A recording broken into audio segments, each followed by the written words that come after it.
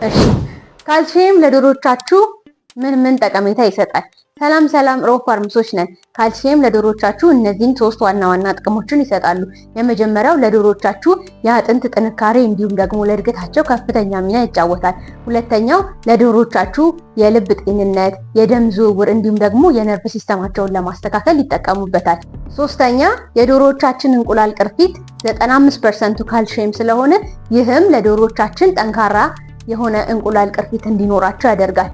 ነገር ግን ልብ ማለት ያለብን ለዶሮቻችን የቱንም ያህል በቂ የሆነ ካልሲየም ብንሰጣቸው ከፎስፈረስ እና ከቫይታሚን ዲ3 ጋር ያልተዋቀረ ከሆነ ያንን ኦብዘርቭ አድርገው ለመጠቀም ይቸግራቸዋል ማለት ነው። ስለዚህ ቫይታሚን ዲ3 እንዲሁም ደግሞ ፎስፈረስን አብረን ከካልሲየም ጋር ሲሰጣቸው ያንን ኦብዘርቭ አድርገው የመጠቀም እድል አላቸው ማለት ነው። እንዲህ አይነት ጠቃሚ የቲክቶክ መረጃዎች እንዲደርሷችሁ ይሄን ፔጅ ፎሎ ማድረግ አይርሱ።